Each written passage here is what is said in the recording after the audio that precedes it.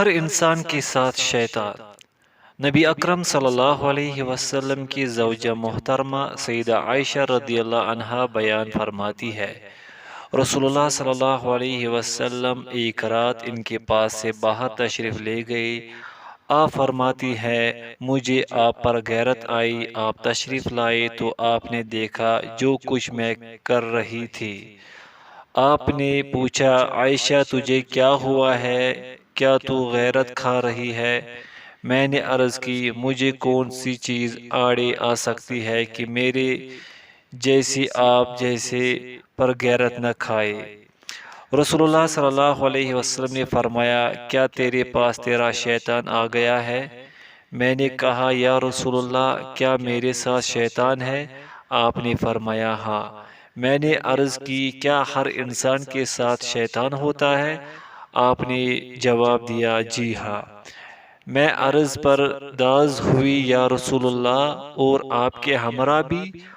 آپ نے فرمایا، ہاں بالکل، لیکن میرے رب نے اس کے مقابلے میں میری مدد فرمائی ہے اور وہ مسلمان بن گیا، یا میں اس سے سلامت رہتا ہوں۔ صحیح مسلم۔ امام خطابی رحمۃ اللہ علیہ نے کہا ہے کہ حدیث کے عام راوی کہتے ہیں فَأَسْلَمَ فعل ماضی کا صیغہ ہے، یعنی یہ معنی ہوگا وہ مسلمان بن گیا ہے۔ ماں سوائے سفیان بن عیینہ رحمۃ اللہ علیہ کے، وہ فرماتے ہیں فَأَسْلَمُ فعل مضارع کا صیغہ ہے، اس صورت میں یہ معنی ہوگا میں اس کے شر سے سلامت رہتا ہوں۔ وہ فرماتے ہیں کہ شیطان مسلمان نہیں ہو سکتا۔ سفیان بن عیینہ رحمۃ اللہ کا قول اچھا محسوس ہوتا ہے، کیونکہ آپ شیطان کے مقابلے میں مجاہدہ کے اثر کو ظاہر کر رہے ہیں، لیکن سیدنا عبداللہ بن مسعود رضی اللہ عنہ کی حدیث ابن عیینہ کے قول کو رد کر رہی ہے۔ وہ روایت اس طرح ہے کہ سیدنا عبداللہ بن مسعود رضی اللہ عنہ فرماتے ہیں کہ رسول اللہ صلی اللہ علیہ وسلم نے فرمایا، تم میں سے ہر ایک کے ساتھ اللہ تعالیٰ نے اس کے ساتھی جن کو مقرر کر رکھا ہے۔ صحابہ کرام رضی اللہ عنہم نے دریافت کیا، یا رسول اللہ اور آپ کے ساتھ بھی؟ آپ نے جواب دیا، ہاں میرے ساتھ بھی، مگر اللہ تعالیٰ نے اس کے مقابلے میں میری مدد فرمائی ہے اور وہ مطیع بن گیا ہے، وہ مجھے خیر کے سوا اور کوئی حکم نہیں دیتا۔ دوسری روایت میں اس طرح الفاظ ملتے ہیں، تم میں سے ہر کسی کے ساتھ ایک ساتھی جنوں میں سے ایک اور ایک ساتھی فرشتوں میں سے مقرر کر دیا گیا ہے۔ صحیح مسلم۔ امام مسلم اس روایت کو بیان کرنے میں منفرد ہے۔ اس سے ظاہر تو یہی ہوتا ہے کہ شیاطین اسلام لا سکتے ہیں، اور دوسرے معنی کا بھی احتمال ہے۔ شیطان خون کی طرح گردش کرتا ہے۔ نبی اکرم صلی اللہ علیہ وسلم کے رفیقہ حیات سیدہ صفیہ بنت حی رضی اللہ عنہا بیان فرماتی ہے، نبی اکرم صلی اللہ علیہ وسلم اعتکاف کیے ہوئے تھے۔ ایک رات میں آپ کی زیارت کرنے کے لیے حاضر ہوئی، میں نے آپ سے باتیں کی، پھر جب میں واپس جانے کے لیے اٹھی تو آپ بھی میرے ساتھ مجھے چھوڑنے کے لیے اٹھ کھڑے ہوئے۔ سیدہ صفیہ رضی اللہ عنہا کی رہائش ان دنوں سیدنا اسامہ بن زید رضی اللہ عنہما کے گھر میں تھی۔ راستے میں دو انصاری گزرے، جو ہی انہوں نے نبی اکرم صلی اللہ علیہ وسلم کو دیکھا، تیز تیز قدموں سے چلنے لگے۔ نبی اکرم صلی اللہ علیہ وسلم نے فرمایا، ٹھہرو، یہ صفیہ بنت حی ہے۔ وہ دونوں بولے، یا رسول اللہ سبحان اللہ۔ آپ نے فرمایا، یقیناً شیطان انسان کے اندر اس طرح گردش کرتا ہے جس طرح خون گردش کرتا ہے۔ مجھے یہ اندیشہ لاحق ہوا کہ کہیں وہ تمہارے دلوں میں کوئی برا خیال یا آپ نے یہ فرمایا کوئی چیز نہ ڈال دے۔ صحیح البخاری و صحیح مسلم۔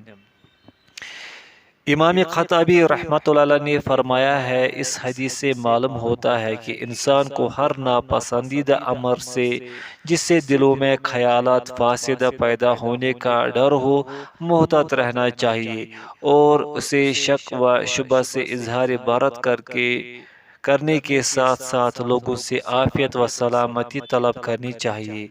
اسی ضمن میں امام شافعی رحمۃ اللہ علیہ بیان فرماتے ہیں، نبی اکرم صلی اللہ علیہ وسلم کو ان دونوں کے بارے میں یہ اندیشہ لاحق ہوا تھا کہ کہیں ان کے دلوں میں کوئی ایسی بات نہ آ جائے جس کے باعث وہ دونوں حد کفر تک پہنچ جائے۔ نبی اکرم صلی اللہ علیہ وسلم نے یہ جملہ ان دونوں پر شفقت فرماتے ہوئے کہا تھا، اپنے متعلق کوئی اعتراض وارد ہونے کی بنا پر نہیں تھا۔ شیطانی مردود سے پناہ۔ اللہ تعالیٰ نے قرآن کریم کی تلاوت کے وقت شیطان مردود سے پناہ مانگنے کا حکم دیا ہے۔ اللہ تعالیٰ فرماتا ہے، فَإِذَا قَرَأْتَ الْقُرْآنَ فَاسْتَعِذْ بِاللَّهِ مِنَ الشَّيْطَانِ الرَّجِيمِ سورۃ النحل۔ قرآن پڑھنے کے وقت مردود شیطان سے اللہ کی پناہ طلب کرو، اور جادو کے وقت پناہ مانگنے کا کہا اور یوں فرمایا، قُلْ أَعُوذُ بِرَبِّ الْفَلَقِ مِنْ شَرِّ مَا خَلَقَ سورۃ الفلق۔ آپ کہہ دیجئے کہ میں صبح کے رب کی پناہ میں آتا ہوں ہر اس چیز کی برائی سے جو اس نے پیدا کی ہے۔ ابو التیاح بیان کرتے ہیں، میں نے عبد الرحمن بن خنبش رضی اللہ عنہ سے دریافت کیا، کیا آپ کو نبی اکرم صلی اللہ علیہ وسلم کی صحبت میسر آئی ہے؟ انہوں نے جواب دیا، جی ہاں۔ میں نے پھر پوچھا، جس رات شیاطین نے نبی اکرم صلی اللہ علیہ وسلم سے مکر اور برائی کرنے کا ارادہ کیا تھا تو آپ نے کیا کیا تھا؟ انہوں نے جواب دیا، اس رات شیاطین وادیوں میں پہاڑی گھاٹیوں سے رسول اللہ صلی اللہ علیہ وسلم پر اترتے آئے۔ ان میں ایک ایسا شیطان تھا جس کے ہاتھ میں آگ کا شعلہ بھی تھا، وہ اس سے رسول اللہ صلی اللہ علیہ وسلم کی چہرہ مبارک کو جلا دینا چاہتا تھا۔ جبریل امین علیہ السلام نیچے اترے اور کہنے لگے، یا محمد صلی اللہ علیہ وسلم پڑھیے۔ آپ نے فرمایا، میں کیا پڑھوں؟ سیدنا جبریل علیہ السلام بولے، یہ پڑھو، اعوذ بکلمات اللہ التامۃ من شر ما خلق وذرأ وبرأ ومن شر ما ينزل من السماء ومن شر ما يعرج فيها ومن شر فتن الليل والنهار ومن شر كل طارق إلا طارقا يطرق بخير یا رحمان۔ میں اللہ تعالیٰ کے کامل ترین کلمات کے ساتھ پناہ مانگتا ہوں ہر اس چیز کی برائی سے جسے اللہ تعالیٰ نے وجود بخشا ہے، جسے اس نے پیدا کیا ہے، جسے اس نے تخلیق فرمایا ہے، اور ہر اس برائی سے جو آسمانوں سے نیچے اترتی ہے، اور ہر اس برائی سے جو آسمان میں چڑھتی ہے، اور رات اور دن کے فتنوں کی برائی سے، اور رات کو آنے والے ہر ایک کی برائی سے، بجز ایسے آنے والے کی جو بھلائی اور خیریت سے آئے، اے رحمان۔ صحابی فرماتے، ان کی آگ بجھا دی گئی اور اللہ تعالیٰ نے انہیں شکست فاش دے دی۔ مسند احمد۔ سیدہ عائشہ رضی اللہ عنہا سے روایت ہے کہ نبی اکرم صلی اللہ علیہ وسلم نے فرمایا، شیطان تم میں سے ایک کے پاس آتا ہے اور کہتا ہے، تجھے کس نے پیدا کیا ہے؟ وہ جواب دیتا ہے، اللہ تبارک و تعالی نے۔ وہ پھر پوچھتا ہے، اللہ تعالیٰ کو کس نے پیدا کیا ہے؟ تو جس وقت تم میں سے کوئی اس کیفیت کو پائے تو اس سے یہ کہنا چاہیے، آمنت باللہ و رسول، میں اللہ اور اس کے رسول پر ایمان لایا، تو یقیناً یہ جملہ اس سے وہ کیفیت ختم کر دے گا۔ سیدنا عبداللہ بن عباس رضی اللہ عنہما سے روایت ہے کہ نبی کریم صلی اللہ علیہ وسلم حسن اور حسین رضی اللہ عنہما کو دم کیا کرتے تھے اور یہ فرمایا کرتے تھے، تمہارے باپ سیدنا ابراہیم علیہ السلام انہی الفاظ کے ساتھ اسماعیل اور اسحاق علیہ السلام کو اللہ کی پناہ میں دیا کرتے تھے۔ اعوذ بکلمات اللہ التامۃ من کل شیطان وہامہ ومن کل عین لامہ، میں اللہ تعالیٰ کے مکمل ترین کلمات کے ساتھ پناہ مانگتا ہوں ہر شیطان اور موذی زہریلے جانور سے اور ہر نظر بد کے لگنے سے۔ صحیح البخاری۔ ابو بکر انباری نے کہا ہے الحامہ الحوام کی واحد ہے اور کہا جاتا ہے اس سے ہر وہ ذی روح مراد ہے جو برائی کے ساتھ چلتا ہے، اور اللامہ کا معنی الملمہ ہے یعنی لگنے والی۔ یہ لفظ لامہ آپ نے ہامہ کے لفظ سے موافق رکھتے ہوئے بولا ہے تاکہ زبان پر بولنا ہلکا اور آسان رہے۔ مطرف رحمۃ اللہ علیہ نے کہا ہے میرا نظریہ یہ ہے کہ ابن آدم اللہ تعالیٰ اور ابلیس کے سامنے بے بس پڑا ہوتا ہے، جسے اللہ تعالیٰ بچانا چاہے اسے بچا لیتا ہے اور اگر اسے چھوڑ دے تو اسے ابلیس دبوچ لیتا ہے۔ سلف صالحین سے منقول ہے کہ ان میں سے ایک نے اپنے شاگرد سے کہا جب یہ شیطان تیرے لیے گناہوں کو آراستہ کر دے تو تو اس کے ساتھ کیا کرے گا؟ شاگرد بولا میں اس سے جہاد کروں گا۔ استاد بولا اگر دوبارہ پلٹے تو؟ شاگرد کہنے لگا میں اس سے لڑوں گا۔ استاد کہنے لگا وہ اگر پھر پلٹ آئی؟ شاگرد بولا میں پھر اس سے لڑائی کروں گا۔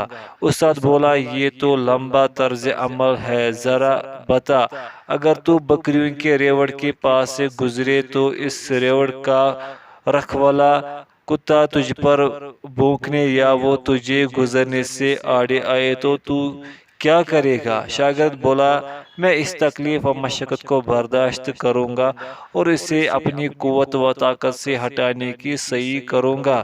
استاد کہنے لگا یہ طرز عمل بھی لمبا ہو جائے گا، تو ایسے کر کے بکریوں کے مالک سے مدد حاصل کر، وہ تجھے اس کتے سے کافی ہو جائے گا اور تجھے بچا لے گا۔ متقی آدمی اور ملے جلے اعمال والے آدمی کے ساتھ ابلیس کی مثال یوں ہے کہ کوئی اپنے سامنے کھانا رکھے ہوئے بیٹھا ہو، اس کے پاس سے کتا گزرے اور وہ اسے دھتکار دے تو وہ کتا چلا جائے۔ وہی کتا دوسرے کے پاس سے گزرے جس کے سامنے کھانا اور گوشت پڑا ہوا ہو تو وہ اس آدمی جب بھی اس کتے کو دھتکارتا ہے وہ جاتا ہی نہیں۔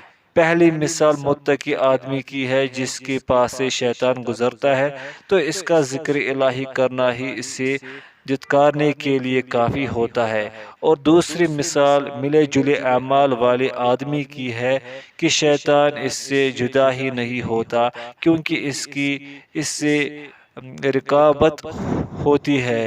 ہم اللہ تعالیٰ کے ساتھ شیطان سے پناہ مانگتے ہیں۔ باب نمبر 4، تلبیس اور غرور کے معانی۔ تلبیس باطل کو حق کی صورت میں ظاہر کرنا ہے، اور غرور دھوکہ جہالت کی ایسی قسم ہے جو فاسد چیز کو صحیح اور ردیء چیز کو عمدہ سمجھنے کا اعتقاد واجب کرتی ہے۔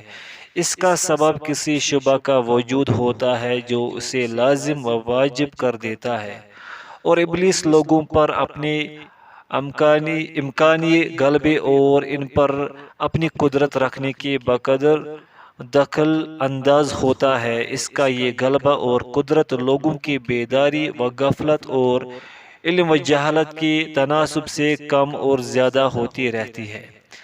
دل ایک قلعہ کی طرح ہے، اس قلعے کی بیرونی دیواریں ہیں اور اس میں دروازے لگے ہوئے ہیں، مزید اس میں شگاف و رخنے بھی بنے ہوئے ہیں۔ اس قلعے میں عقل رہائش پذیر ہے اور فرشتے اس قلعے میں بکثرت آتے جاتے رہتے ہیں۔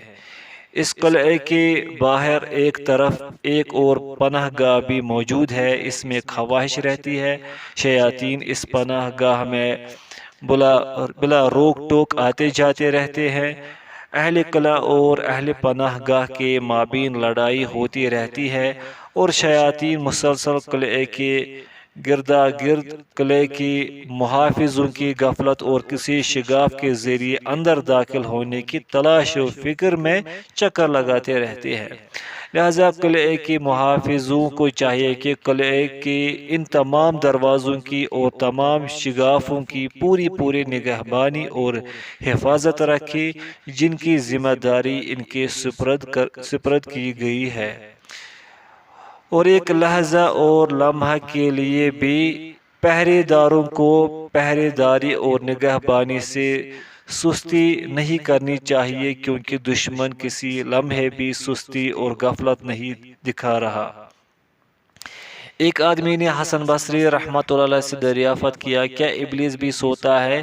تو آپ نے جواب دیا تھا، اگر وہ سو جائے تو ہمیں راحت نہ مل جائے، اور یہ قلعہ ذکر سے منور اور ایمان سے روشن رہتا ہے۔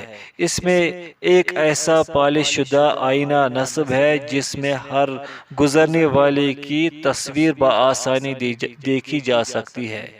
شیطان قلعے پر حملہ آور ہونے سے قبل بیرونی پناہ گاہ میں بیٹھ کر دھواں ہی دھواں بنا دیتا ہے، جس سے قلعے کی دیواریں کالی سیاہ ہو جاتی ہے اور آئینہ دھندلا جاتا ہے۔ کثرت غور و فکر سے وہ دھواں ختم ہو جاتا ہے اور ذکر الہی کی پالش سے آئینہ روشن اور صاف ہوتا ہے۔ دشمن کے حملہ آور ہونے کی مختلف انداز ہے۔ بعض اوقات تو وہ حملہ کرتے ہی قلعے میں داخل ہو جاتا ہے، لیکن دروازے کے نگہبان اور محافظ اس پر بھرپور جوابی کارروائی کر کے اسے بھاگنے پر مجبور کر دیتے ہیں، اور کبھی وہ قلعے میں داخل ہو کر حیران و سرگرداں ہی کر ڈالتا ہے، اور نگہبان کی غفلت کی بنا پر وہ اندر قیام بھی کر لیتا ہے، اور بعض اوقات دھوئے کو چلانے اور دھکیلنے والی ہوا ہی تھم جاتی ہے، قلعے کی دیواریں کالی بجنگ ہو جاتی ہے، آئینہ دھوئے سے اٹ جاتا ہے۔ تو ایسی صورتحال میں شیطان اس طرح قلعے میں گھس جاتا ہے کہ کسی کو خبر تک بھی نہیں ہوتی، اور بعض اوقات محافظ اپنی غفلت اور سستی کی بنا پر زخم خوردہ بھی ہو جاتے ہیں اور قیدی بن کر ان کے اعلی کار بھی بن جاتے ہیں، اور شیطان ادھر قیام کر کے خواہش نفسانی کی موافقت میں کئی نئے ہیلے بھی دریافت کرنے لگتا ہے، یا اس کی مدد اور اعانت ہی کرنے پر اکتفا کرتا ہے، اور بعض اوقات شر اور شرارت کا فقی ہی بن جاتا ہے۔ سلف میں سے کسی نے فرمایا ہے، میں نے شیطان کو دیکھا، اس نے مجھے یوں کہا، پہلے میں لوگوں کو ملتا تھا اور ان کو تعلیم دیا کرتا تھا، اب صورتحال اس کے برعکس بن گئی ہے کہ میں لوگوں کو ملتا ہوں لیکن میں خود ان سے سیکھتا ہوں۔ بعض دفعہ شیطان کسی ہوشیار باخبر سمجھدار آدمی پر حملہ آور ہوتا ہے اور اس کے پاس خواہشات کی دلہن ہوتی ہے جسے اس نے بناؤ سنگار اور میک اپ کیا ہوتا ہے۔ وہ سمجھدار اور ذہین و فطن آدمی اس کو دیکھنے میں مشغول ہو جاتا ہے، تو اسی اثنا میں شیطان اسے اپنا قیدی بنا لیتا ہے۔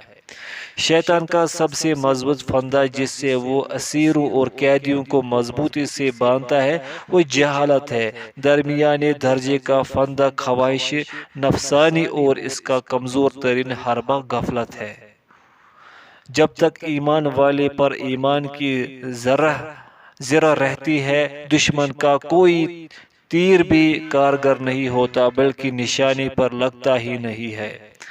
حسن بن صالح رحمۃ اللہ نے فرمایا ہے، شیطان بندے کے لیے نیکی کے 99 دروازے کھولتا ہے، ان تمام سے شیطان برائی کا ایک دروازہ کھولنا چاہتا ہے۔ اعمش رحمۃ اللہ بیان کرتے ہیں، ہم سے اس آدمی نے بیان کیا ہے جو جنوں سے باتیں کیا کرتا تھا، ان جنوں کا کہنا تھا، ہمارے لیے سنت کے پیروکار سے بڑھ کر کوئی آدمی زیر کرنا مشکل نہیں ہے، رہے یہ خواہش و ہوا کے صاحبان، ہم تو ان سے جیسے چاہتے ہیں کھیلتے رہتے ہیں۔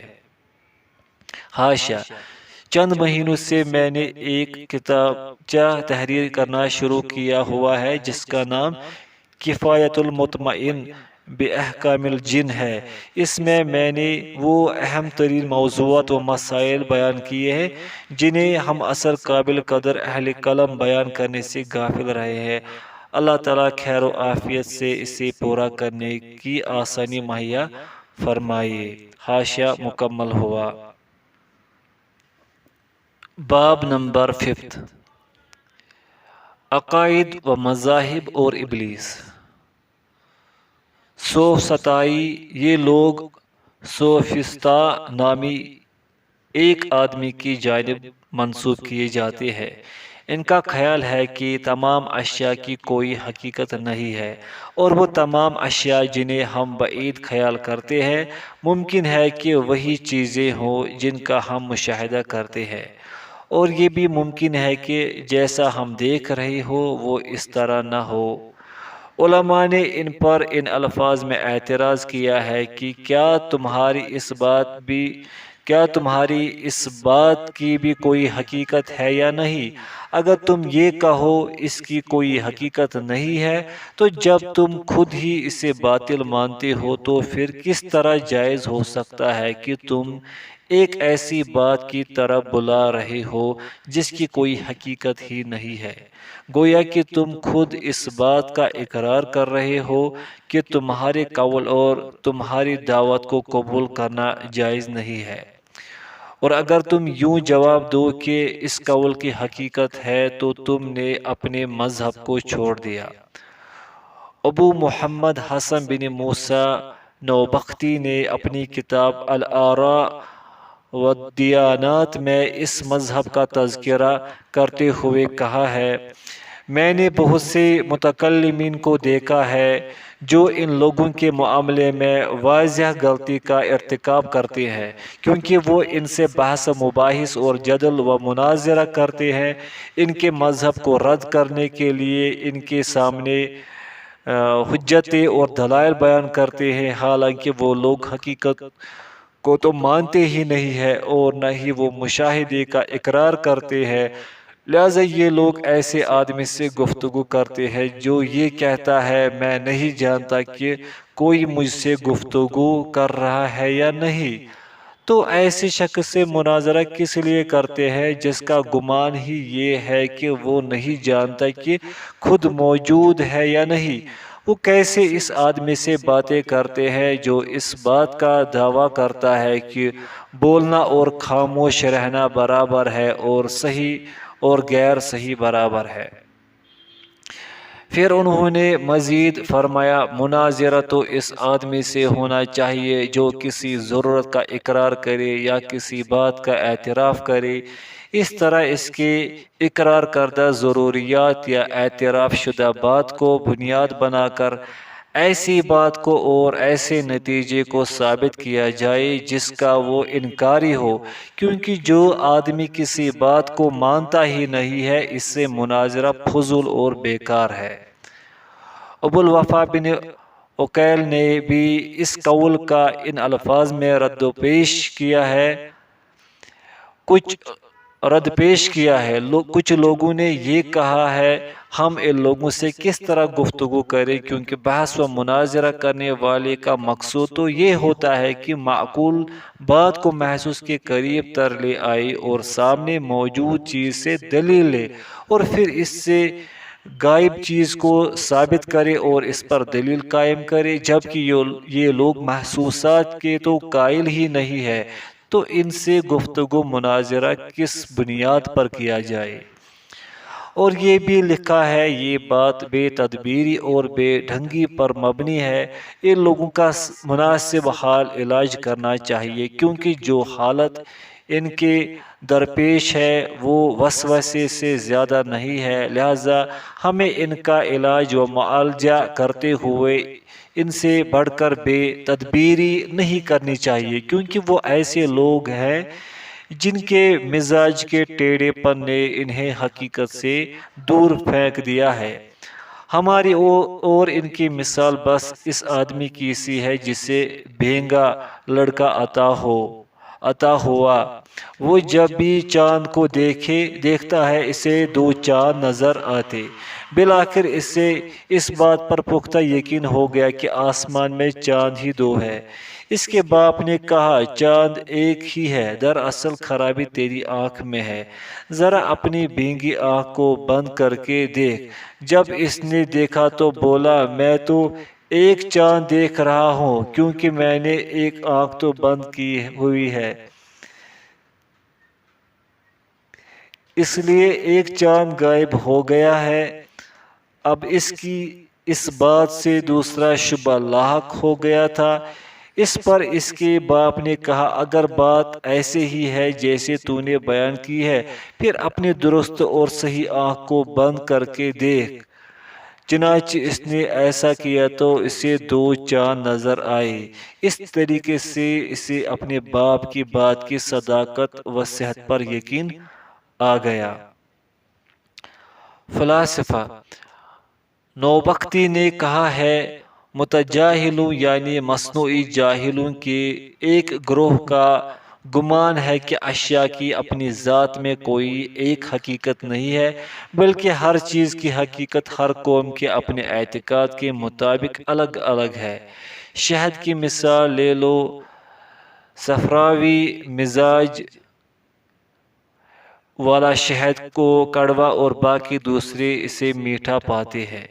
ان کا کہنا ہے عالم یعنی دنیا بھی اسی طرح ہے، یہ اس ذہن والے کے نزدیک قدیم ہے جس کا عقیدہ اس کے قدیم ہونے کا ہے، اور اس دوسرے کے نزدیک یہ محدث یعنی نیا ہے جس کا عقیدہ اس کی حدوثت کا ہے، یعنی جو اسے نیا اور جدید سمجھتا ہے اس کے نزدیک یہ نیا اور جدید ہے، اور جو اسے پرانا اور قدیم تصور کرتا ہے اس کے نزدیک قدیم ہے۔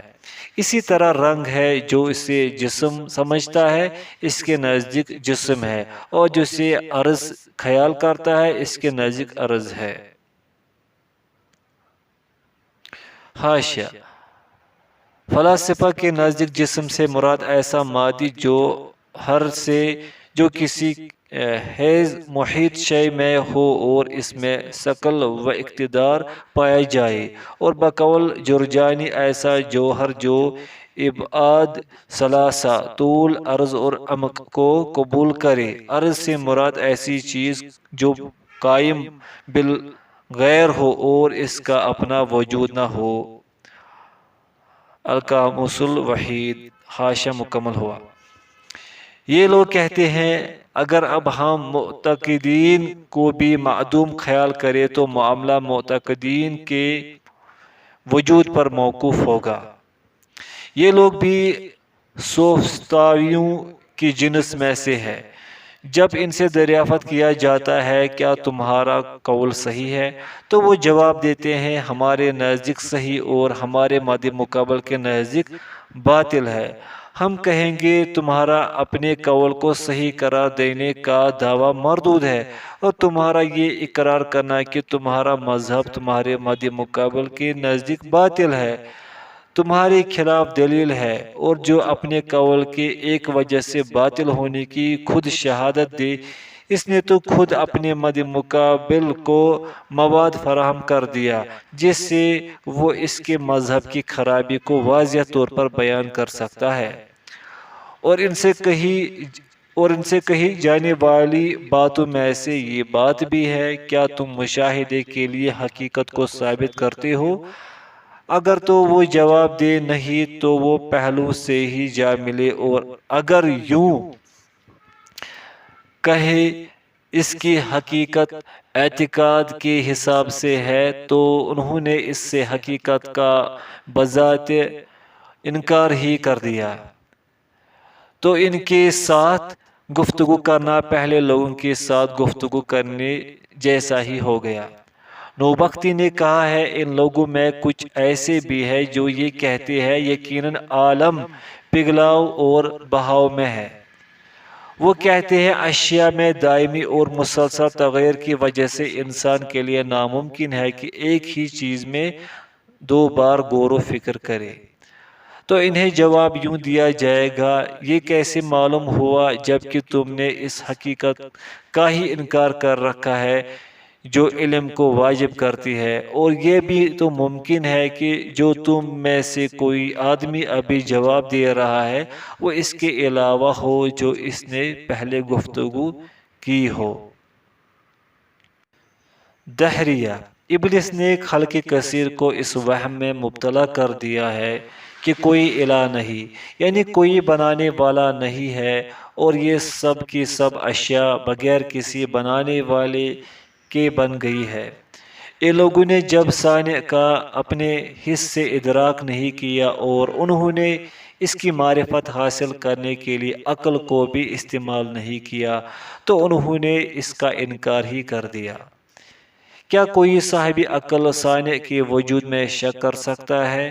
اگر کوئی انسان کسی خالی جگہ یا میدان سے گزرے جس میں کوئی عمارت وغیرہ نہ ہو اور پھر کبھی ادھر سے گزرے اور وہاں پر کوئی دیوار بنی ہوئی دیکھے تو وہ سمجھ جائے گا کہ لازماً کوئی بنانے والا ہوگا جس نے اسے بنایا ہے۔ تو یہ بچھا ہوا زمین کا بچھونا، آسمان کی بلند و بالا چھت، اور یہ عجیب و غریب بناوٹیں اور حکمت کے ساتھ جاری و ساری قوانین فطرت، کیا یہ سب چیزیں کسی صانع کا پتہ نہیں دیتی؟ عرب میں سے کسی نے کیا ہی اچھی بات کہی ہے، ایک مینگنی اونٹ پر دلالت کرتی ہے تو ایسی لطافت کے ساتھ بنا ہوا یہ اوپر کا عظیم ڈھانچہ یعنی آسمان، اور ایسی کثافت کے ساتھ ترکیب دیا ہوا یہ زیرِ مرکز یعنی زمین، کیا کسی باریک بین اور باخبر پر دلالت نہیں کرتے؟ پھر اگر انسان اپنے وجود ہی پر غور و فکر کر لے تو بطور دلیل یہی کافی ہے۔ کسی بیمار ذہن کی تشفی کے لیے یہی لاجواب دلیل ہے۔ اس وجود کے اندر اتنی حکمتیں موجود ہے جن کا ذکر کسی کتاب میں نہیں سما سکتا۔ جو آدمی دانتوں کی تیزی پر غور کرے گا اسے معلوم ہو جائے گا کہ یہ تیزی اس لیے ہے تاکہ وہ چیزوں کو کاٹ لے، اسی طرح دھاڑوں کی قطرن تاکہ وہ پیس لے، اور زبان کی لپیٹ تاکہ چبائی ہوئی چیز کو الٹ پلٹ کر دے، اور کھانے پر جگر کو قدرت و غلبہ دیا تاکہ اسے پکائے، پھر غذا کو جسم کے ہر عضو کی طرف بقدر ضرورت بھیجی، انگلیوں کے اندر یہ جوڑ اور پور رکھے تاکہ انہیں کھولا اور بند کیا جا سکے اور ان سے کام کاج کرنا ممکن ہو۔ یہ مسلسل کام کی وجہ سے کھوکھلی نہیں ہوتے، اگر یہ اندر سے کھوکھلی ہوتے تو کسی طاقت ور چیز کے ٹکرانے سے یہ ٹوٹ جاتے۔ پھر ان انگلیوں کو ایک دوسرے سے لمبا اور دراز بنایا گیا ہے تاکہ جب یہ ملائی جائے تو برابر ہو جائے، اور پھر پورے بدن میں ایسی چیز پوشیدہ رکھی گئی ہے جس کے باعث بدن قائم رہتا ہے، یعنی روح۔ جب وہ نکل جاتی ہے تو وہ عقل جو اچھے اور برے کی رہنمائی کرتی ہے وہ ختم ہو جاتی ہے۔ یہ اشیاء پکار پکار کر منادی کر رہی ہے، افی اللہ شکن، سورہ ابراہیم، کیا اللہ تعالیٰ کے بارے میں تمہیں شک ہے؟ ذات الہی کا انکار کرنے والا تو خبتی اور دیوانہ ہوتا ہے کیونکہ وہ اسے حس کے ذریعے طلب کرتا ہے۔ لوگوں میں سے بعض ایسے ہیں جو سرے سے اس کا انکار ہی کر دیتے ہیں کیونکہ جب وہ اس کے وجود کو اختصار سے ثابت کرے گا تو وہ اس کا تفصیل سے ادراک نہیں کر پائے گا۔ بس اسی وجہ سے اس نے اصل وجود ہی کا انکار کر دیا ہے۔ اگر یہ اپنی فکر کو استعمال میں لے آتا تو اسے سمجھ آ جاتی کہ ہمارے قرب و جوار میں بہت سی اشیاء ایسی ہے جن کا ادراک بجز اختصار کے نہیں ہوتا، یعنی ان کی تفصیل بالکل نہیں ملتی، مثلا روح، عقل وغیرہ، لیکن کبھی کسی نے ان کے وجود کا انکار نہیں کیا۔ مخلوق کو اختصار کے ساتھ ثابت کرنے کے سوا اور کوئی مقصد بھی نہیں ہے۔ پھر کیسے کہا جا سکتا ہے کہ وہ کیسا ہے یا وہ کیا ہے؟ نہ اس کی کیفیت بیان کی جا سکتی ہے اور نہ ہی ماہیت۔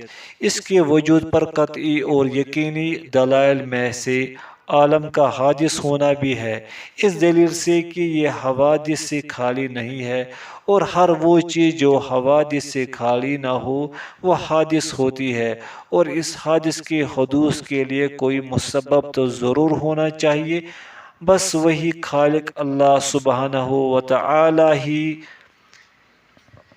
ہی ہے۔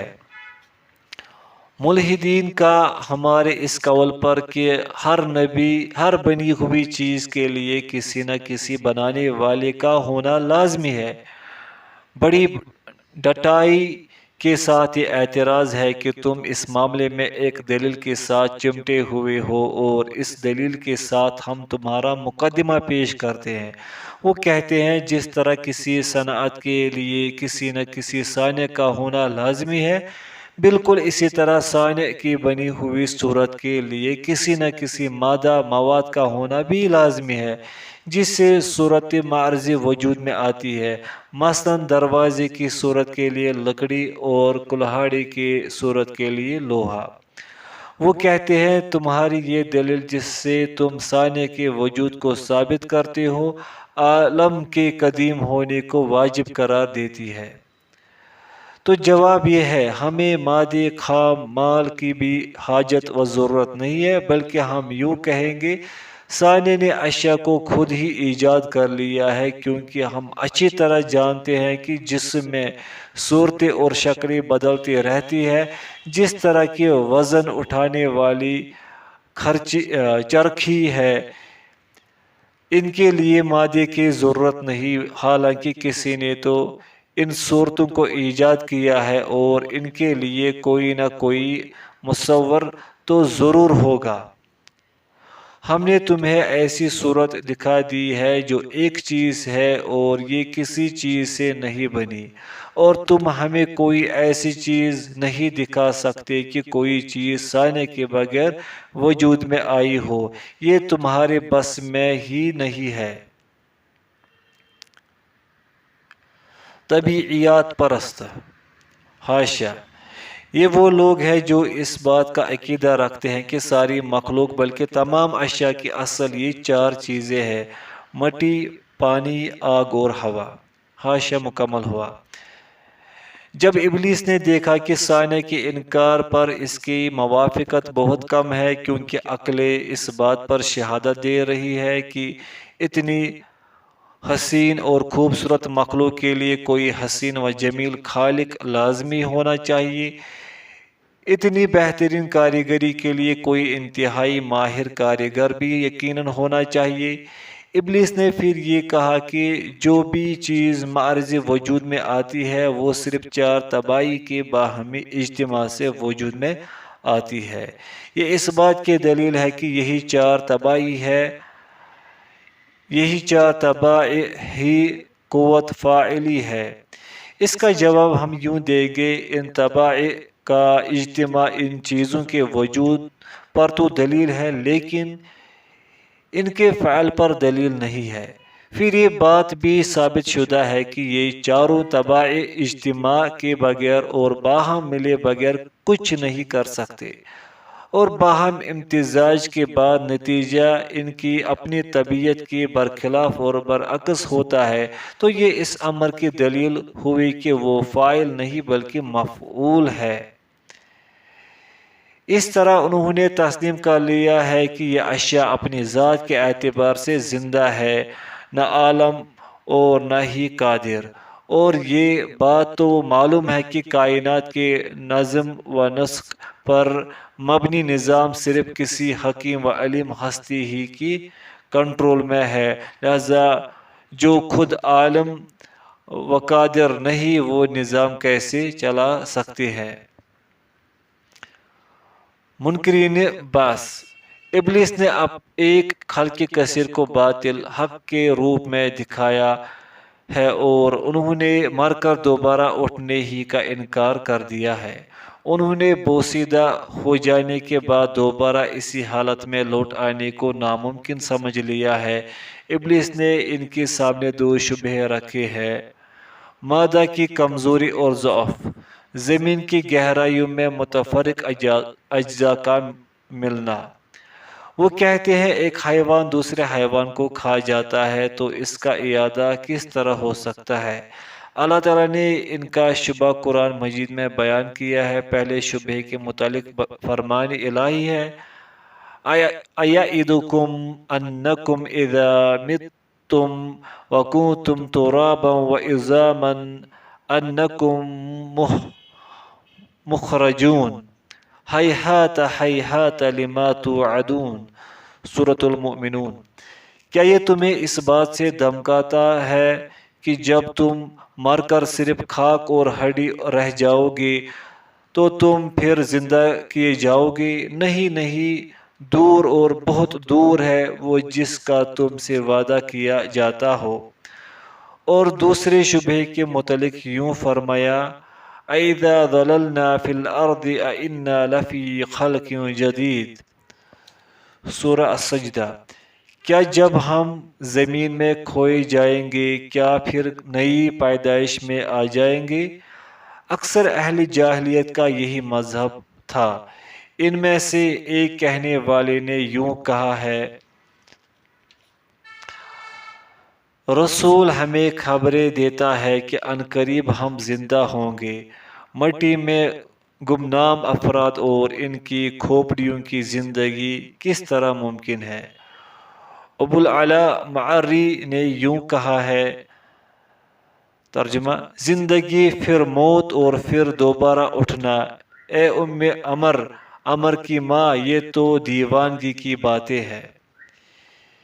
ان کے پہلے شبہے کا جواب دوسری بار پیدا کرنے میں مادہ یعنی مٹی کی کمزوری والے شبہے کو تو پیدائش اول یعنی نطفہ قطرہ منی سے، پھر علقہ جمے ہوئے خون سے، پھر مضغہ گوشت کے لوتھڑے سے، یہ ترتیب ہی اس شبہے کو ختم کر دیتی ہے۔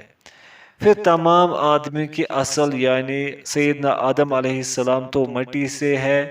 اس سے بھی بڑی بات کہ اللہ تعالیٰ نے کوئی بھی خوبصورت چیز کمزور اور بودے سے مادے کے سوا پیدا نہیں کی۔ غور کرے کہ اللہ تعالیٰ نے آدمی کو نطفے قطرہ منی سے، مور کو گندے اور خراب انڈے سے، اور سرسبز جاؤ کے درخت کو متعفن دانے سے نکالا ہے۔ اس لیے نظر اور فکر تو فاعل کی قوت اور قدرت کی طرف جانی چاہیے، نہ کہ مادہ کی کمزوری اور ضعف کی طرف۔ اور اس کی قدرت کی طرف نظر کرنے سے دوسرے شبہے کا جواب خود بخود حاصل ہو جاتا ہے۔ بکھری ہوئی اور پراگندہ چیزوں کو اکٹھا کرنے کی بے شمار مثالیں اور انہیں جمع کرنے کے بیشتر نمونے اس نے ہمیں دکھائے ہوئے ہیں۔ مثلاً بہت سی مٹی میں ملا ہوا سونے کا برادہ، سونے کے گرے ہوئے ذرات اور ریزے، جب اس پر تھوڑا سا پارا ڈالا جاتا ہے تو سونے کا برادہ بکھرا ہوا ہونے کے باوجود ایک جگہ جمع ہو جاتا ہے۔ پھر قدرت الہی کے بارے میں کیا خیال ہے کہ جس کی تاثیر سے وہ چیزیں جو پہلے کچھ بھی نہیں تھی پیدا ہو گئی۔ اس سے مزید آگے چلیے، ان بدنوں اور جسموں کو جس حالت میں یہ بن چکے ہیں اگر ہم انہیں واپس مٹی کی طرف لانا چاہیں تو واپس نہیں لا سکتے، کیونکہ آدمی فی الحال روح کے ساتھ ہے، صرف بدن کے ساتھ نہیں ہے۔ یہ کبھی دبلا، کبھی موٹا اور کبھی لاغر اور کمزور ہوتا ہے۔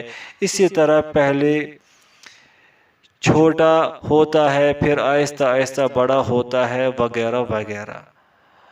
دوبارہ اٹھنے پر بہترین اور عجیب دلائل میں سے وہ معجزات ہیں جنہیں اللہ تعالیٰ نے اپنے انبیاء کرام کے ہاتھوں ظاہر فرمایا ہے۔ مثلاً لاٹھی سانپ کی شکل اختیار کر گئی، چٹان سے اونٹنی برآمد ہو گئی، بلکہ عیسیٰ علیہ السلام کے ہاتھ پر تو اس کو اور زیادہ واضح کر دیا کہ وہ مردہ کو اللہ کے حکم سے زندہ کر دیتے تھے۔ بت پرستی۔ ابلیس نے کئی اقوام پر تلبیسی حملے کیے ہیں، حالانکہ انہوں نے اللہ سبحانہ وتعالی خالق کی کائنات کی قدرت کا مشاہدہ بھی کر لیا تھا، پھر اس نے ان کے سامنے وہی دونوں شبہے پیدا کیے جن کا ذکر ہم نے سطور بالا میں کیا ہے۔ اس طرح وہ دوبارہ جی اٹھنے کے بارے میں متردد ہو گئے۔ کسی نے یوں کہا، وَلَئِن رُدِدتُّ إِلَىٰ رَبِّي لَأَجِدَنَّ خَيْرًا مِّنْهَا مُنقَلَبًا، سورۃ الکہف۔ اگر بالفرض میں اپنے رب کی طرف لوٹایا بھی گیا تو یقیناً میں لوٹنے کی جگہ اس سے بھی زیادہ بہتر پاؤں گا۔ عاص بن وائل بولا، لَأُوتِيَنَّ مَالًا وَوَلَدًا، کہ مجھے تو مال اور اولاد ضرور ہی دیے جائیں گے۔ سورہ مریم۔ انہوں نے یہ باتیں اپنے شک کی بنیاد پر کہی تھی۔ ابلیس نے ان پر اس ضمن میں فریب اور دھوکے سے کام لیا ہے۔ وہ کہتے ہیں اگر بالفرض ضرور اگر دوبارہ اٹھنا ہوا تو ہماری پھر بھی خیر ہی خیر ہوگی، کیونکہ جس نے ہمیں دنیا میں بے شمار مال عنایت فرما رکھا ہے وہ آخرت میں ہمیں اس سے محروم نہیں کرے گا۔ یہ ان کی غلطی ہے، کیونکہ یہ عطا اور نوازشات بطور استدراج اور ڈیل یعنی دیتے رہنے کے بعد اچانک گرفت میں لے لینا یا بطور عذاب بھی ہو سکتی ہے، اور انسان بعض اوقات اپنے لخت جگر کو بچائے رکھتا ہے اور اپنے غلام کو دل پسند شہوات میں کھلی چھٹی دے دیتا ہے۔ تناسخ کے قائلین۔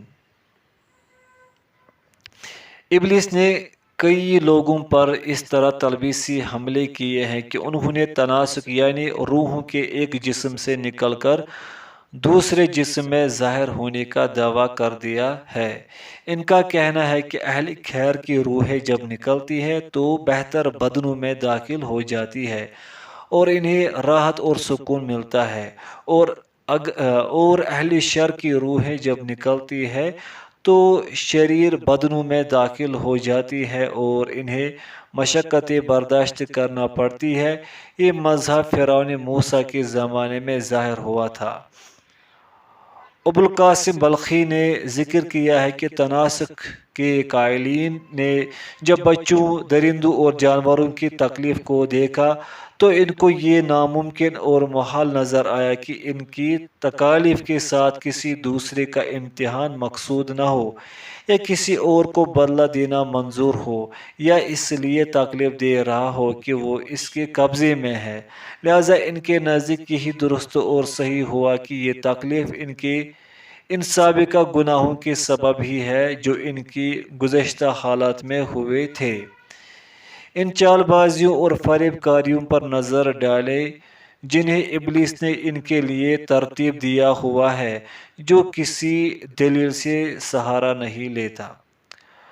ابوالحسن علی بن نظیف متکلم بیان کرتے ہیں، بغداد میں ہمارے ساتھ امامیہ فرقے کا شیخ جو ابوبکر فلاس کے نام سے معروف تھا حاضر ہوا کرتا تھا۔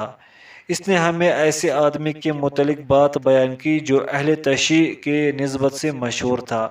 وہ اس کے پاس گیا تو معلوم ہوا کہ وہ تناسخ کے عقیدے کا علمبردار بن گیا ہے۔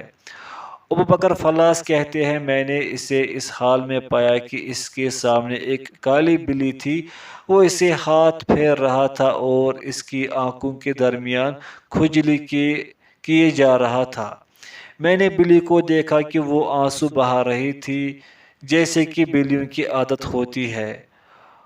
وہ آدمی بھی زورکتا روتا جا رہا تھا۔ میں نے اس سے پوچھ ہی لیا، تو کیوں رو رہا ہے؟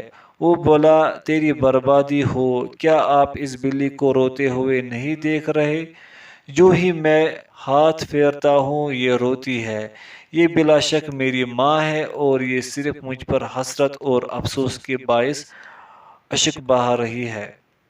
اور وہ اس سے اس انداز سے گفتگو کر رہا تھا جیسے کہ وہ اس کی باتوں کو سمجھتی ہے۔ اور پھر رفتہ رفتہ بلی نے آہیں اور سسکیاں بھرنا شروع کر دی۔ میں نے اس سے دریافت کیا، کیا یہ بلی تیری گفتگو کو سمجھتی ہے؟ وہ بولا، جی ہاں۔ میں نے پھر پوچھا، کیا تو اس کی سسکیوں کو سمجھ رہا ہے؟ کہنے لگا، نہیں۔ میں بولا، تب تو منسوخ ہے اور یہ بلی انسان ہے۔ حاشیہ، یعنی روح تو تیرے اندر داخل لگتی ہے اور وہ تیرے اندر غوطہ زنی کر رہی ہے۔ عقائد اور مذاہب کے معاملات میں اثرات تلبیس۔ ابلیس اس امت پر عقائد بگاڑنے کے لیے دو راستوں سے داخل ہوا ہے: آبا و اجداد اور اسلاف کی تقلید۔ ایسی باتوں کی قرید کرنا جن کی گہرائی تک پہنچا ہی نہیں جا سکتا، ان کی نچلی سطح تک رسائی قرید کرنے والے کی بس میں ہی نہیں۔ اس قسم کے اصحاب کو ابلیس نے ایسے ہی خلط ملط فنون میں ڈال رکھا ہے۔ پہلا راستہ، ابلیس نے مقلدین کے لیے یہ بات آراستہ کر دی ہے کہ دلائل میں اشتباہ آ سکتا ہے، حق و ثواب کبھی کبھار مخفی اور پوشیدہ رہ جاتا ہے، اس لیے تقلید ہی سلامتی کی راہ ہے۔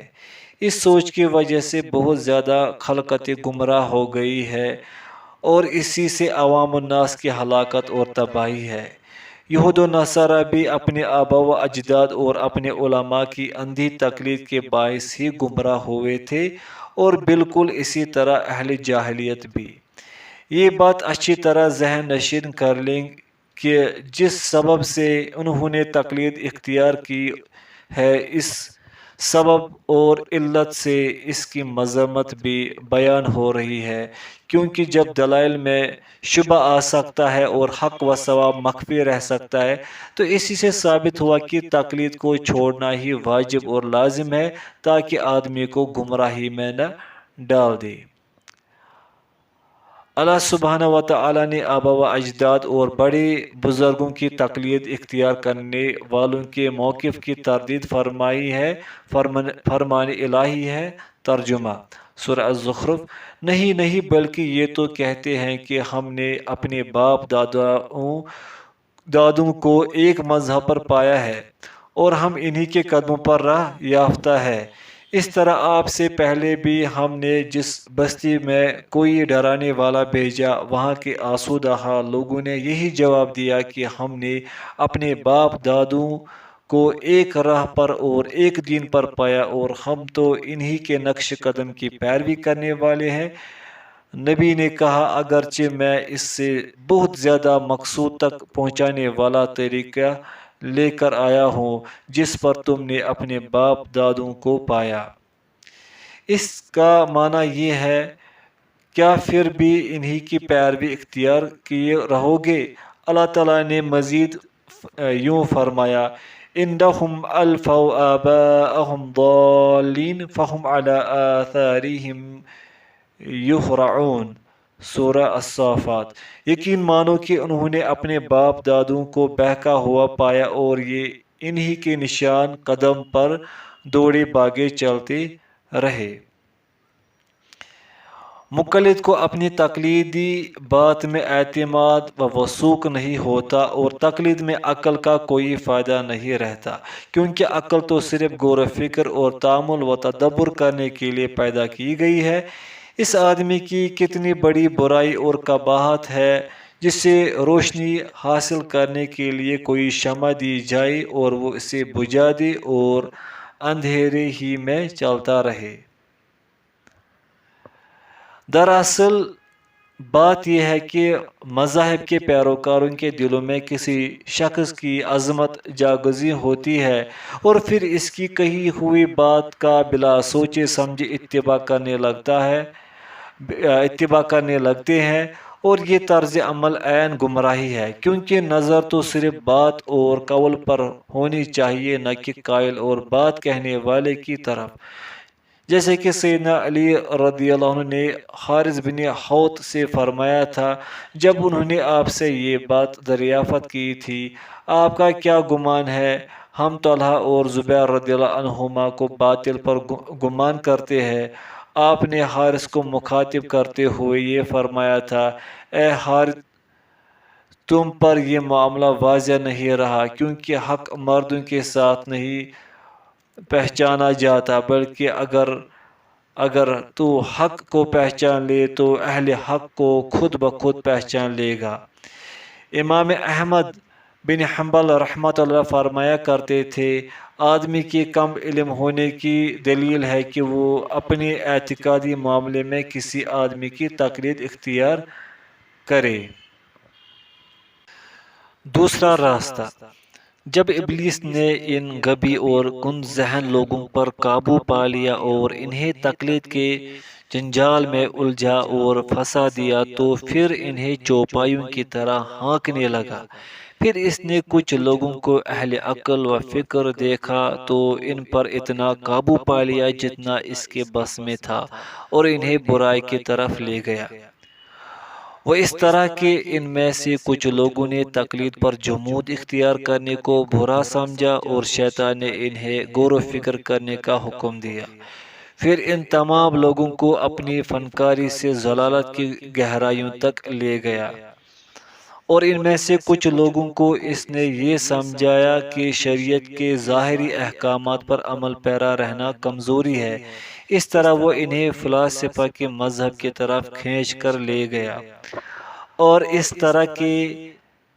طرح ان کے ساتھ چمٹا رہا حتیٰ کہ انہیں دائرۂ اسلام سے ہی باہر لے گیا، اور کچھ لوگوں کو یہ تصور دکھانے لگا کہ بس اسی چیز کا عقیدہ رکھو جس کا حواس سے ادراک ہو سکے۔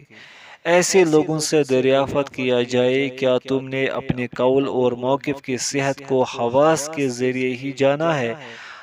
اگر تو وہ جواب دے جی ہاں، تو انہوں نے بغض و عناد سے کام لیتے ہوئے غلط خبر دی، کیونکہ ہمارے حواس ان کی کہی بات کا ادراک نہیں کر پا رہے، کیونکہ جو چیز حواس سے معلوم ہو سکتی ہے اس میں اختلاف نہیں ہوتا، بلکہ سب کو یکساں طور پر نظر آ جاتی ہے۔ اور اگر وہ یہ جواب دے بغیر حواس کے ہم نے یہ بات کہہ دی، تو انہوں نے اپنے موقف کو خود ہی توڑ ڈالا۔ ان میں سے بعض لوگوں کو ابلیس نے تقلید سے متنفر ہی کر ڈالا ہے، اور ان کے لیے علم کلام میں بحث و قرید کرنے اور فلاسفہ کے حالات میں نظر رکھنے کو ہی ان کے لیے آراستہ کر دیا، تاکہ وہ اپنے زعم اور گمان سے عوام الناس کے ہجوم سے نکل آئے۔ متکلمین کی انتہا۔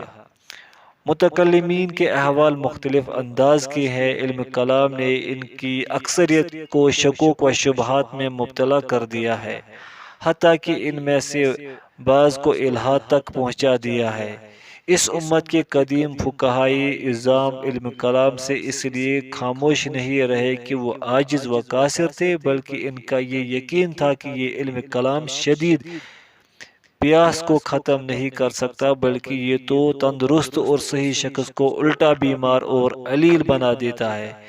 اسی لیے وہ اس سے باز رہے، اور اسی لیے انہوں نے اس میں بحث و خوض کرنے سے بھی منع فرمایا، حتیٰ کہ امام شافعی رحمۃ اللہ نے فرمایا ہے، اگر کوئی بندہ ما سوائے شرک کے باقی تمام گناہوں میں مبتلا ہو جائے تو اس کے لیے علم کلام میں غور و فکر کرنے سے بہتر ہے۔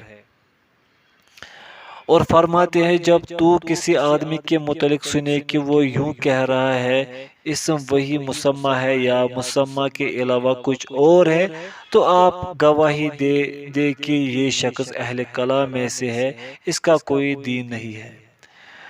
مزید فرماتے ہیں، علماء علم کلام کے متعلق میرا فیصلہ یہ ہے کہ انہیں چھڑی سے سزا دی جائے، اور انہیں خاندانوں اور قبیلوں میں گھمایا اور پھرایا جائے، اور ساتھ ساتھ یہ اعلان کروایا جائے، یہ اس آدمی کی سزا ہے جو کتاب و سنت کو چھوڑ کر علم کلام کو اپنا لے۔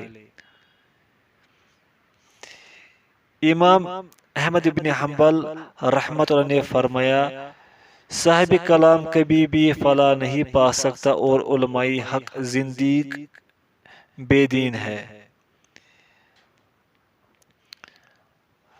میری رائے میں ان کی مذمت کیوں بیان نہ کی جائے جبکہ اس علم کلام نے معتزلہ کو یہ کہنے پر مجبور کر دیا کہ اللہ تعالیٰ تمام اشیاء کو تو جانتا ہے لیکن ان کی تفاصیل کو نہیں جانتا۔ جہم بن صفوان نے کہا ہے اللہ تعالیٰ کا علم، اس کی قدرت اور اس کی حیات سب محدث ہے، یعنی یہ سب صفات نوخیز ہے۔ اللہ تعالیٰ کی ذات کی مثل ازلی اور ابدی نہیں ہے۔ ابو محمد نوبختی نے جہم کا یہ قول نقل کیا ہے اللہ تعالیٰ کوئی شے نہیں ہے۔ ابو علی جبائی اور ابو ہاشم اور ان کے متبعین اہل بصرہ کا کہنا ہے معدوم شے ذات، نفس، جوہر، سفیدی، زردی، سرخی سب کچھ ہوتی ہے، لیکن اللہ سبحانہ و تعالی ذات کو ذات بنانے پر، عرض کو عرض بنانے پر اور جوہر کو جوہر ہی بنانے پر قادر ہے، بلکہ وہ تو صرف کسی ذات کو عدم سے وجود میں لانے ہی پر قدرت رکھتا ہے۔ قاضی ابو یعلا نے کتاب المقتبس میں لکھا ہے مجھے غلاف معتزلی نے کہا اہل جنت کی نعمتیں اور اہل دوزخ کا عذاب ایسا معاملہ ہے جسے دور کرنے کے لیے اللہ تعالیٰ کی قدرت کو بطور صفت الہی بیان نہیں کیا جا سکتا، تو ایسی صورتحال میں ان کی طرف رغبت و شوق اور دوزخ کے عذاب سے ڈر اور خوف کیسے درست ہو سکتا ہے، کیونکہ اس وقت اللہ تعالیٰ خیر پر کوئی قدرت رکھتے ہوں گے اور نہ ہی کسی شر پر، نہ کسی نفع پر اور نہ ہی کسی نقصان پر۔ اس نے مزید یہ بھی کہا اہل جنت بالکل جمود و سکوت کے ساتھ رہیں گے، ان کی زبانوں سے کوئی ایک لفظ بھی نہیں نکلے گا اور نہ ہی کسی قسم کی کوئی حرکت ہی کر سکیں گے، اور ان کا رب مذکورہ کسی فعل اور کسی شے پر قدرت ہی نہیں رکھتے ہوں گے، کیونکہ تمام حوادث کا لازماً ایک نہ ایک انتہائی آخری مقام ہوتا ہے جہاں پر پہنچنے پر وہ رک جاتے ہیں، اس کے بعد کوئی شے بھی نہیں ہوگی۔ اللہ تعالیٰ ایسی تمام فضولیات سے بلند و برتر ہے۔ میں عرض کرتا ہوں کہ ابو القاسم عبداللہ بن احمد بن محمد بلخی نے کتاب المقالان میں ذکر کیا ہے کہ ابو حذیل جس کا نام محمد بن حذیل العلاف ہے، اس اکیلے ہی نے یہ کہا ہے اہل جنت کی تمام حرکات ختم ہو جائیں گی اور وہ دائمی اور ابدی سکون و سکوت کی حالتوں میں بدل جائیں گی، اور وہ یہ بھی کہا کرتا تھا اللہ تعالیٰ کا علم بھی اللہ ہے اور بلا شبہ اللہ تعالیٰ کی قدرت بھی اللہ ہے۔ ابو ہاشم نے یوں کہا ہے جس نے کہا میں نے ہر شے سے توبہ کر لی مگر اس نے شراب کا ایک گھونٹ نوش کر لیا تو اسے اہل کفر کے عذاب کی مثال دائمی عذاب ہوتا رہے گا۔ نظام نے یہ کہا ہے اللہ تعالیٰ شر کی کسی چیز پر بھی قدرت نہیں رکھتا اور ابلیس خیر و شر دونوں پر قدرت رکھتا ہے۔ ہشام القوطی نے یہ کہا ہے اللہ تعالیٰ کے متعلق یہ بات بیان نہیں کی جا سکتی کہ وہ ہمیشہ سے ہی جاننے والا ہے۔ بعض معتزلہ نے یوں کہا اللہ جھوٹ بول سکتا ہے لیکن یہ کبھی اس سے سرزد نہیں ہوا۔ مجیرہ نے کہا آدمی کے پاس کوئی قدرت نہیں ہے بلکہ یہ تو جماد کی مانند ہے جو اختیار اور کچھ کرنے کی قوت سے آری ہے۔ مرجئہ نے یوں کہہ دیا جس نے بھی شہادتین کا اقرار کر لیا اور پھر تمام گناہ اور معصیت بھی کرتا رہا وہ کبھی بھی جہنم میں داخل نہیں ہوگا۔ ان لوگوں نے ان تمام صحیح احادیث کی مخالفت کر دی جو نافرمان اور عاصی موحدین کے آتش دوزخ میں داخل ہونے اور پھر اس سے نکالے جانے سے متعلق ہے۔ حاشیہ یعنی وہ تمام احادیث شفاعت جو متواتر ہے، اگرچہ دور حاضر کے بدعتی یعنی روافظ، اباضیہ اور اہل تکفیر وغیرہ اور ان کے ہم نوا اور ان کے نقش قدم پر چلنے والے لوگ ان احادیث کے متواتر ہونے کی سرے ہی سے انکاری ہے۔ اس سلسلے میں الشیخ الفاضل مقبل بن ہادی الوادی اس سلسلے میں الشیخ الفاضل مقبل بن ہادی الوادعی کی تالیف الشفاعہ ملاحظہ فرمائے۔ انہوں نے اس کتاب میں ان تمام احادیث و روایات کو یکجا کر دیا ہے۔ اللہ تعالیٰ اس کتاب کو نفع بخش بنائی۔ حاشیہ مکمل ہوا۔